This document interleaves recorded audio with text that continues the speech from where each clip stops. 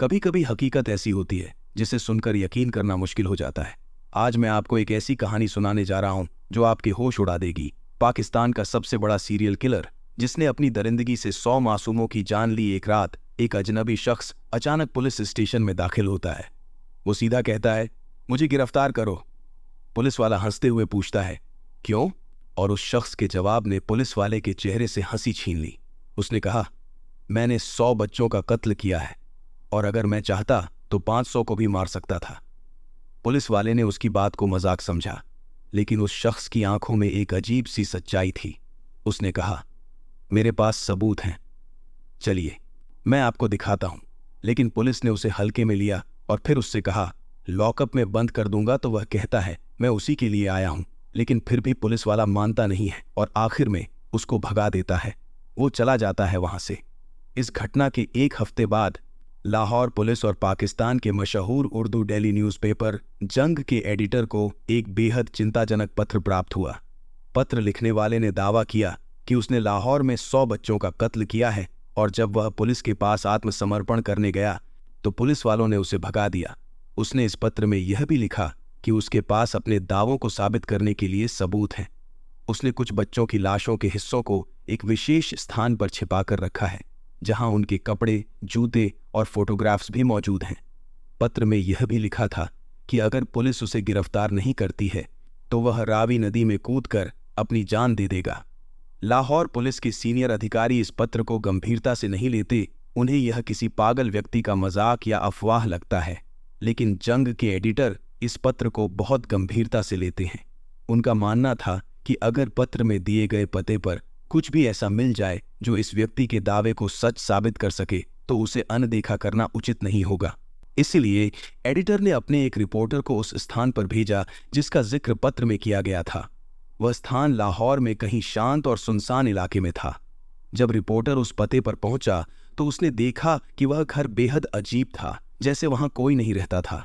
ऐसा प्रतीत हो रहा था जैसे किसी ने उसे खरीदा तो हो, लेकिन उसका उपयोग नहीं किया हो। घर के आसपास सन्नाटा पसरा हुआ था, जो वातावरण को और भी डरावना बना रहा था। रिपोर्टर ने जब घर के भीतर जाकर देखा तो उसे वहां कुछ ऐसा मिला जिसने उसके रोंगटे खड़े कर दिए। रिपोर्टर जब उस सुनसान घर में दाखिल हुआ तो पहली चीज जिसने उसका ध्यान खींचा वह थी दीवार पर खून के निशान। यह दृश्य देखकर उसके रोंगटे खड़े हो गए और उसे महसूस हुआ कि जो कुछ पत्र में लिखा था वह सच हो सकता है। उसके मन में यह ख्याल आया कि वह एक ऐसे स्थान पर खड़ा है जहां इतने निर्दोष बच्चों की हत्या की गई होगी। यह सोचकर ही उसका मन बेचैन हो गया। जैसे ही उसने दीवार से नजर हटाई, उसकी नजर छोटे छोटे बच्चों के कपड़े और जूते पर पड़ी। एक थैले में बच्चों के जूते रखे थे और दूसरे थैले में एक डायरी मिली जिसमें कुछ बच्चों के नाम और तस्वीरें थीं। इन सब को देखकर रिपोर्टर को यकीन हो गया कि वह एक भयानक सच के सामने खड़ा है। जब वह घर से बाहर निकला तो उसकी नजर 2 ड्रमों पर पड़ी। उन ड्रमों से एक अजीब सी दुर्गंध आ रही थी जो असहनीय थी। उसने ड्रम के अंदर झांका तो पाया कि उसमें एसिड भरा हुआ था और उस एसिड में बच्चों के कुछ शरीर के हिस्से गल रहे थे।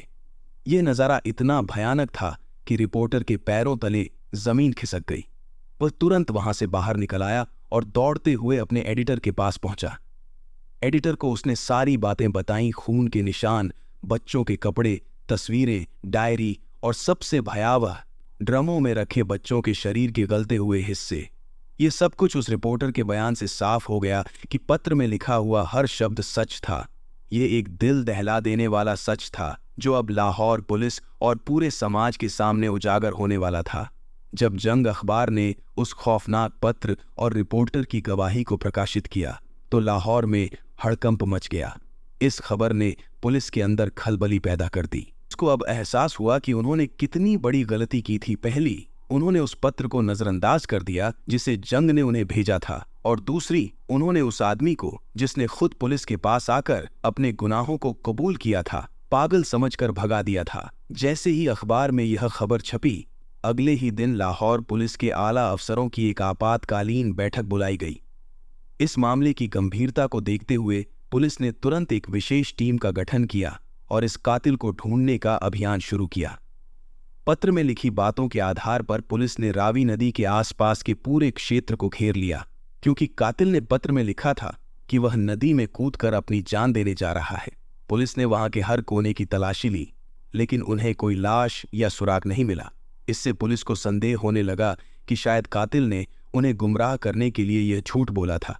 कहते हैं कि पाकिस्तान के इतिहास में किसी को ढूंढने के लिए सबसे बड़े सर्च ऑपरेशन में से एक इस मामले में चलाया गया था।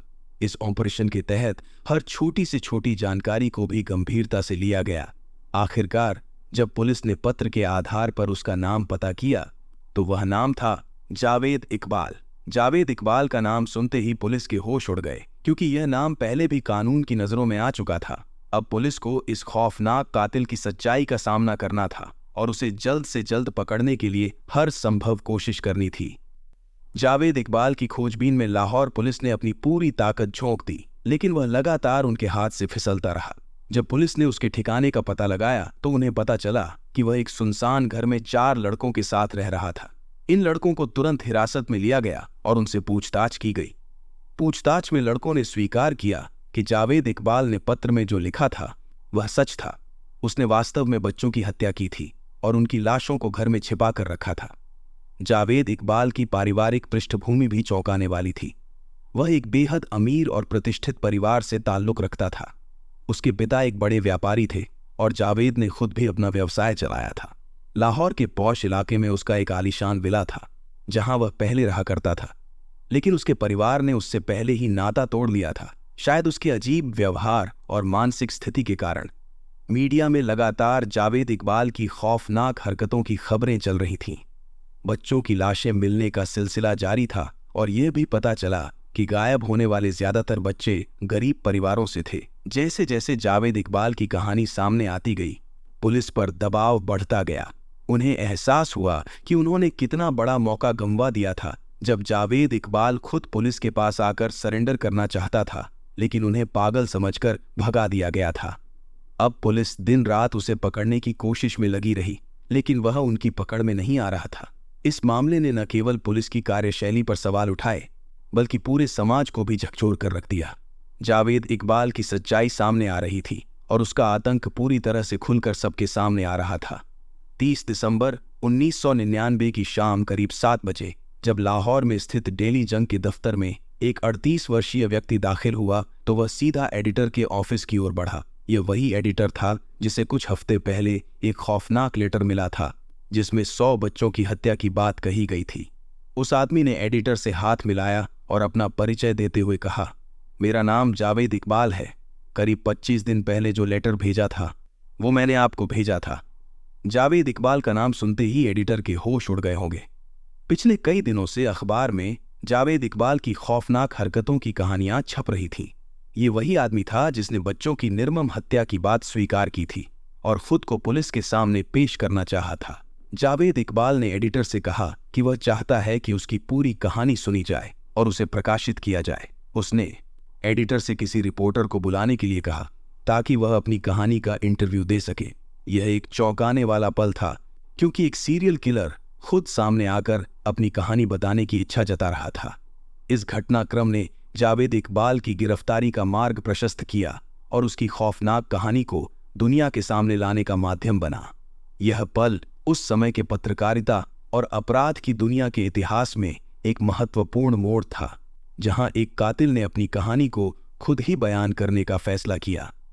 जावेद इकबाल का लाहौर के डेली जंग के दफ्तर में आकर खुद को पेश करना पत्रकारिता के इतिहास का एक असाधारण क्षण था। न्यूज़पेपर के लिए यह घटना बड़ी खबर थी, क्योंकि उनके पास एक एक्सक्लूसिव इंटरव्यू था जो एक ऐसे सीरियल किलर का था जिसने 100 बच्चों की हत्या का दावा किया था। जैसे ही इंटरव्यू शुरू हुआ, जावेद इकबाल ने एडिटर से एक अजीबोगरीब मांग की।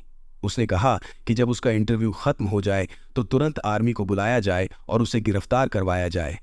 उसने पुलिस को बुलाने से मना किया क्योंकि पुलिस पर उसका भरोसा नहीं था। ये दिखाता है कि जावेद इकबाल पुलिस के प्रति कितनी गहरी नाराजगी और अविश्वास रखता था। इंटरव्यू के दौरान रिपोर्टरों ने उसकी पूरी कहानी सुनी। इस बीच न्यूज़पेपर के दफ्तर ने नजदीकी आर्मी बेस को कॉल कर दिया। थोड़ी ही देर में करीब 20 आर्मी के जवान न्यूज़पेपर के दफ्तर पहुंचे। जैसे ही इंटरव्यू खत्म हुआ, एडिटर ने आर्मी के जवानों को जावेद इकबाल के बारे में बताया। आर्मी के जवानों ने उसे वहीं पर गिरफ्तार कर लिया और बाद में उसे लाहौर पुलिस के हवाले कर दिया गया। जावेद इकबाल ने पुलिस के सामने भी वही कहानी बताई जो उसने न्यूज़पेपर के दफ्तर में सुनाई थी। अखबार में छपे इंटरव्यू में जावेद इकबाल ने अपने जीवन की कहानी साझा की। वह लाहौर के एक प्रतिष्ठित और अमीर परिवार से था। उसके पिता एक सफल बिजनेसमैन थे और जावेद इकबाल खुद भी एक अच्छे स्कूल और कॉलेज में पढ़ा था। यह पूरी घटना इस बात का प्रतीक थी कि कैसे एक संपन्न परिवार का बेटा एक बेरहम कातिल बन गया। उसकी कहानी ने पूरे देश को झकझोर कर रख दिया। अखबार ने इस इंटरव्यू को प्रकाशित किया, जिससे जनता को एक भयावह हत्यारे की मानसिकता और उसके क्रूर कृत्यों के बारे में जानने का मौका मिला। जावेद इकबाल की कहानी एक दर्दनाक मोड़ पर तब आती है जब वह सिर्फ 17 साल का था।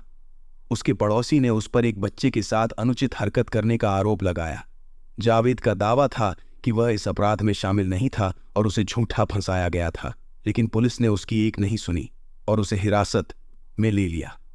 इस दौरान पुलिस ने उसे बुरी तरह से पीटा और उसने अपनी बेगुनाही की गुहार लगाई, लेकिन किसी ने उसकी बात नहीं सुनी। जावेद की मां उससे बेहद प्यार करती थी और वह लगातार पुलिस स्टेशन में जाकर अपने बेटे से मिलने की कोशिश करती थी। हर बार जब वह अपने बेटे से मिलती, वह रोती रहती थी। जावेद अपनी मां के आंसुओं से टूट जाता था और यह दृश्य उसके दिल को छलनी कर देता था। कुछ समय बाद इस तनाव और दर्द के चलते उसकी मां की मृत्यु हो गई। इस घटना ने जावेद के जीवन में एक गहरा घाव छोड़ दिया। मां की मौत के सदमे ने जावेद को अंदर से तोड़ दिया। इसी समय उसने एक खौफनाक कसम खाई। उसने कहा कि जब तक वह 100 माओं को उसी दर्द से नहीं गुजार देगा जिससे उसकी मां गुजरी थी, तब तक वह चैन से नहीं बैठेगा। यह उसके दिमाग में था कि जैसे उसकी मां ने उसके लिए रोते रोते जान दी, वैसे ही वह भी 100 माओं को उनके बच्चों से दूर करके रुलाएगा। जेल से बाहर आने के बाद जावेद ने अपनी इस खतरनाक कसम को पूरा करने का सिलसिला शुरू किया। उसने अपने दिमाग में एक योजना बना ली थी। वह एक अमीर परिवार से था, लेकिन उसका लक्ष्य गरीब और बेसहारा बच्चे थे। उसकी मानसिकता यह थी कि छोटे बच्चे जिन्हें उनकी माएँ बेहद प्यार करती हैं, उन्हें ही उसका शिकार बनाया जाए। इस योजना को अंजाम देने के लिए वह बच्चों को अपने जाल में फंसाने के लिए तरह तरह के तरीकों का इस्तेमाल करता और जब वे उसके चंगुल में फंस जाते तो वह उनकी बेरहमी से हत्या कर देता। जावेद इकबाल की यह क्रूरता और उसकी मानसिकता ने न केवल पाकिस्तान बल्कि पूरी दुनिया को झकझोर कर रख दिया। जावेद इकबाल ने अपनी खौफनाक योजना को अंजाम देने के लिए सबसे पहले लाहौर के एक इलाके में एक वीडियो गेम्स पार्लर खोला और बच्चे इन गेम्स के प्रति बेहद आकर्षित थे। जावेद ने इस पार्लर का उपयोग अपनी शैतानी योजनाओं के लिए किया। वह वीडियो पार्लर में ज्यादातर बच्चों को आकर्षित करता था, खासकर उन छोटे बच्चों को जो गेम खेलने के लिए वहां आते थे। जावेद ने एक खतरनाक खेल खेलना शुरू किया। वह अक्सर बच्चों को खुश करने के लिए गेम्स की रेट कम कर देता था, जिससे बच्चे उसकी ओर खींचे चले आते थे। लेकिन इस दौरान वह बच्चों को सीधे तौर पर कोई नुकसान नहीं पहुंचाता था, बल्कि अपनी खौफनाक योजना को बहुत ही चुपचाप और सोची समझी रणनीति के तहत अंजाम देता था। जावेद का तरीका यह था कि जब वीडियो पार्लर में बच्चे गेम खेल रहे होते थे तो वह जानबूझकर 100 रुपए का नोट जमीन पर गिरा देता था। इसके बाद वह दूर बैठकर ध्यान से देखता कि कौन बच्चा उस नोट को उठाता है। स्वाभाविक रूप से जो बच्चा नोट उठाता वह उसे चुपचाप अपनी जेब में रख लेता और किसी को नहीं बताता। जावेद तब आगे बढ़कर उन बच्चों से पूछता कि क्या किसी ने 100 रुपए का नोट देखा है, और बच्चे मना कर देते। फिर वह तलाशी लेने की बात कहता, क्योंकि उसे पहले से पता होता था कि नोट किसके पास है। जब वह बच्चे की जेब से नोट निकालता तो उसे एक दूसरे कमरे में ले जाता जो उसी वीडियो पार्लर में था। वहां जावेद बच्चे के साथ घिनौनी हरकत करता और फिर बच्चे को 100 रुपए का नोट लौटा देता ताकि वह इस बारे में किसी से कुछ न कहे। यह जावेद के शैतानी खेल की सिर्फ शुरुआत थी। उसने बच्चों को इस तरह डराकर और उन्हें लालच देकर अपने नियंत्रण में रखा। जावेद इकबाल ने शुरुआत में वीडियो पार्लर के जरिए बच्चों को फंसाने का तरीका अपनाया, लेकिन जब उसे लगा कि ये सभी बच्चे अच्छे घरों से आते हैं तो उसकी योजना में एक बड़ी मुश्किल सामने आई। वह समझ गया कि अगर उसने इन बच्चों को मारने की कोशिश की तो वह जल्दी पकड़ा जा सकता है, जिससे उसकी 100 बच्चों को मारने की कसम अधूरी रह जाएगी। इसीलिए उसने वीडियो पार्लर का धंधा छोड़ दिया। इस बीच वीडियो गेम्स के प्रति बच्चों की बढ़ती रुचि ने उनके माता पिता और पड़ोसियों को चिंतित कर दिया। उन्होंने अपने बच्चों को वीडियो पार्लर जाने से रोकना शुरू कर दिया, जिससे जावेद के पार्लर का व्यवसाय ठप हो गया। इसके बाद जावेद ने बच्चों को आकर्षित करने का एक नया तरीका अपनाया। उसने एक्वेरियम खोला जिसमें रंग बिरंगी मछलियां थीं ताकि बच्चे उसे देखने आए। उसके निशाने पर छोटे बच्चे ही थे। उसने पहले की तरह यहां भी 100 रुपए का नोट गिराने का खेल खेलना शुरू किया, लेकिन जल्दी ही उसे एहसास हुआ कि इसमें भी खतरा है। इस दौरान उसने गरीब और बेसहारा बच्चों को अपना शिकार बनाना शुरू किया। वह इन बच्चों को बहला फुसलाकर एक दूर दराज के खाली घर में ले जाता था, जहां उसने पहले ही अपनी शैतानी योजनाओं को अंजाम देने का इंतजाम कर रखा था। वह इन बच्चों के साथ पहले गलत हरकत करता, फिर लोहे की चैन से उनका गला घोंटकर मार डालता। इसके बाद वह लाश के टुकड़े करता और उन्हें एसिड से भरे ड्रम में डाल देता। जो बचता उसे निकालकर रावी नदी में बहा देता। यह सब कुछ उसने अपनी 100 बच्चों की कसम पूरी करने के लिए किया था। जावेद इकबाल का यह खौफनाक सिलसिला वीडियो पार्लर और एक्वेरियम की असफलताओं के बाद और भी खतरनाक हो गया। अब उसने उन बच्चों को अपना निशाना बनाना शुरू किया जो लाहौर की सड़कों पर बेसहारा, गरीब या घर से भागकर दूसरे शहर से आए थे। वह इन बच्चों को एक एक करके उठाता, लोहे की चैन से उनका गला घोंटता, फिर उनके शवों के टुकड़े करता। इसके बाद वह इन टुकड़ों को तेजाब में डालता और जो बचता उसे रावी नदी में बहा देता। यह सिलसिला लगातार चलता रहा और इस दौरान उसने 100 बच्चों की हत्या कर दी। हर बच्चे की हत्या के बाद जावेद इकबाल अपने शैतानी कारनामे को बड़ी ही व्यवस्थित तरीके से दर्ज करता। वह बच्चे का नाम, उम्र और सीरियल नंबर अपनी डायरी में लिखता था। कुछ बच्चों की तस्वीरें भी खींचकर वह अपने पास रखता था। चूंकि अधिकांश बच्चे घर से भागे हुए, बेसहारा या गरीब थे, इसलिए उनकी गुमशुदगी की रिपोर्ट भी बहुत कम दर्ज की गई और पुलिस ने भी इस पर कोई खास ध्यान नहीं दिया। इसी कारण जावेद इकबाल का यह खौफनाक खेल लगातार चलता रहा, बिना किसी रुकावट के। जब उसने 100 हत्याएं पूरी कर लीं और अपनी डायरी में आखिरी शिकार का नाम दर्ज किया, तब उसने पुलिस के पास जाने का फैसला किया। लेकिन पुलिस के पास जाने से पहले उसने एक योजना बनाई। उसने आखिरी 5-10 बच्चों के शवों के टुकड़ों को एसिड से भरे ड्रम में डालकर ऐसे ही छोड़ दिया। उसने सोचा कि जब पुलिस उससे सबूत मांगेगी कि अगर उसने इतने बच्चों को मारा है तो उनकी लाशें कहाँ हैं, तो वह इन ड्रमों का हवाला देगा। उसने बाकी सभी शवों को नदी में बहा दिया था ताकि कोई सबूत न मिल सके, लेकिन उसने कुछ टुकड़े इस ड्रम में जानबूझकर छोड़ दिए थे ताकि पुलिस को यह साबित किया जा सके कि वह सच बोल रहा है। यह उसकी विकृत मानसिकता का एक और सबूत था कि वह अपने किए हुए अपराधों का पूरा दस्तावेज रखना चाहता था ताकि उसकी क्रूरता पर कोई सवाल न उठा सके। जावेद इकबाल की कहानी ने पूरे पाकिस्तान को झकझोर कर रख दिया। ये एक ऐसा खौफनाक किस्सा था जो किसी की भी सोच से परे था। 100 बच्चों की हत्या और उनके शवों के साथ की गई बर्बरता ने देश में सनसनी फैला दी। जावेद इकबाल का दावा था कि उसने 100 हत्याएं अपनी मां से किए वादे को पूरा करने के लिए की थीं। उसने पुलिस को बताया कि अगर वह चाहता तो 500 बच्चों को भी मार सकता था और पुलिस तब भी उसे नहीं पकड़ पाती। लेकिन उसने 100 पर रुकने का फैसला इसलिए किया क्योंकि उसने जेल में अपनी मां के सामने कसम खाई थी कि वह 100 माओं को उनके बच्चों से अलग करके रुलाएगा। पुलिस और मीडिया के लिए यह बात हिलाकर रख देने वाली थी। जावेद ने अपने हर अपराध का सबूत बड़ी सावधानी से रखा था। पुलिस को दिए बयान में उसने अपने सभी अपराधों को स्वीकार किया और बताया कि उसने पुलिस को हमेशा गुमराह किया और कभी पकड़ा नहीं गया। जब उसकी कहानी मीडिया के माध्यम से बाहर आई तो पूरे देश में हड़कंप मच गया। उसकी गिरफ्तारी, उसके द्वारा किए गए जुर्म और उसकी मानसिकता ने लोगों को भयभीत और स्तब्ध कर दिया। लोगों के लिए यह समझ पाना मुश्किल था कि कोई इंसान इतनी निर्दयता से 100 मासूम बच्चों की जान ले सकता है और फिर भी खुद को निर्दोष समझ सकता है। जावेद इकबाल की इस खौफनाक कहानी ने पाकिस्तानी समाज को न केवल हिला दिया बल्कि देश के कानून व्यवस्था और पुलिस की भूमिका पर भी गंभीर सवाल खड़े कर दिए। जावेद इकबाल के ट्रायल के दौरान पाकिस्तान की न्याय प्रणाली ने एक अद्वितीय और कड़े फैसले की मिसाल पेश की। कोट लखपत जेल में रहते हुए जब कैदियों ने उसकी करतूतें सुनी तो वे भी उस पर गुस्सा और नफरत करने लगे। जावेद इकबाल के साथ जुड़े 4 अन्य लड़के भी पुलिस द्वारा पकड़े गए थे, जिनमें से एक ने पुलिस स्टेशन में सुसाइड कर लिया और बाकी 3 को भी मुकदमे का सामना करना पड़ा। जज अल्लाह बख्श, जिन्होंने जावेद इकबाल के केस की सुनवाई की, ने अपने फैसले में एक ऐतिहासिक और बेहद कठोर सजा का ऐलान किया। उन्होंने कहा कि जावेद इकबाल को 100 बार फांसी दी जाए। यह फैसला इसलिए लिया गया था क्योंकि जावेद ने 100 हत्याओं का दावा किया था। प्रत्येक फांसी के बाद उसे फिर से फांसी दी जाएगी। इस प्रक्रिया के बाद उसके शव को काटकर 100 टुकड़ों में बांटा जाएगा और उन टुकड़ों को तेजाब में डुबोकर नष्ट कर दिया जाएगा। यह फैसला न केवल जावेद इकबाल की सजा को दर्शाता था, बल्कि यह समाज के उस आक्रोश और गुस्से की भी अभिव्यक्ति थी जो उसने अपने अपराधों के लिए उत्पन्न किया था। पाकिस्तान के इतिहास में किसी भी जज ने कभी इतनी सख्त और निर्दयी सजा का आदेश नहीं दिया था, और यह फैसला जावेद इकबाल की निर्ममता और उसकी भयावहता के प्रति न्याय की एक गहरी अभिव्यक्ति थी। यह सजा एक संदेश थी कि किसी भी अपराधी को उसकी बर्बरता के लिए पूरी तरह से जिम्मेदार ठहराया जाएगा। जावेद इकबाल की फांसी की सजा और जज अल्लाह बख्श द्वारा निर्धारित कठोर फैसले ने अंतर्राष्ट्रीय स्तर पर विवाद और चिंता को जन्म दिया था। विदेशी मीडिया और मानवाधिकार संगठनों ने इस फैसले पर तीखी प्रतिक्रिया व्यक्त की, इसे एक प्रकार का जंगल राज और अमानवीय सजा बताया।